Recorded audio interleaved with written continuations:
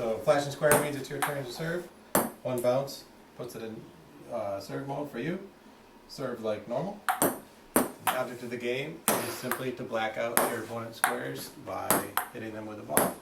Every time you hit a square, it goes out.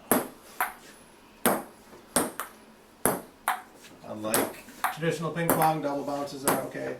You can play off the wall, play off the net, the floor. You can't block shots. So if it's going to hit the table, you need to let it hit the table. So came up with the idea of TapGlo after returning from the Burning Man Festival in Nevada. And I was on a tech crew after building a large interactive light up art car. And we were talking about what to bring in the next year, and we talked about bringing a ping pong table just for fun.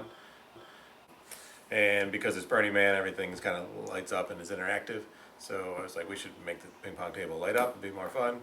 And then, that evolved into we should have it be interactive. And then from there, TapGlo was born. The idea is it's an interactive play field, so it's not touch sensitive. It uses the sound of the ball and triangulates where the ball hit based on the sound. Yeah, so different strategies is it's a little more finesse, so you're trying to keep it in play as long as possible. I've seen people try and black out the back row first because that's often the hardest to get. Some people like to kind of go in the order, work in the middle, work their way out. It's really kind of up to you. But the longer you keep the volume going, the better off you are. So it started out as just a pet project of mine.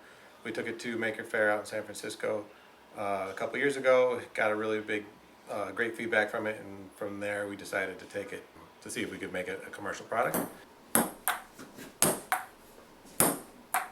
It's bringing table tennis into the 21st century. So rather than your traditional game of just hitting the ball back and forth, there's several different game modes to actually bring people together. So you can do 2, you can do 4 people on a table at a time, and you can do beer pong, you can do many different games that are on here. So it's not just appealing to people playing it, it's also neat to watch the game.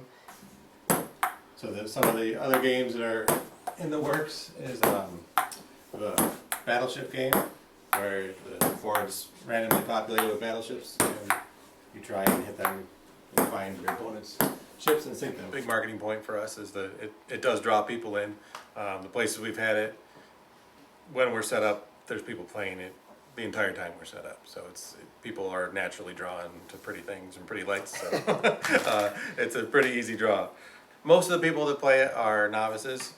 We did bring it down to New York City to Spin Club, which is a high-end ping pong club, and they're professional players. And it was fun to watch them play too, because it was challenging for them too. Again, to get over the initial playing ping pong, trying to smash it past your opponent. But once they got the game, they had volleys going rapidly back and forth, and also got very competitive. There's a game similar to Snake as well, right? Yep, they got a centipede type game where there's a centipede running around the table, and it's a team, so you're both on the same team. You're volleying back and forth trying to hit the centipede's head. Every time you hit the head, the tail shrinks by 1. Like I said, we're a startup. Our plan was to launch the end of March at a bar and restaurant trade show out in Nevada, which obviously got canceled. Postponed till October, so we'll see, fingers crossed, but I'll be surprised. It was really hard at first. It was a major blow. Like I said, the trade show had 60,000 bar owners that were going to be there, and we really were hoping that was going to be the catalyst to get us out there and get things moving. That obviously didn't happen, but it has given us the opportunity to step back a little bit, refine our business model, make some improvements to the user interfaces, just kind of really regroup. We're definitely ready now. We think we're going to have a little while, but it's a hard time to start a social sport for sure.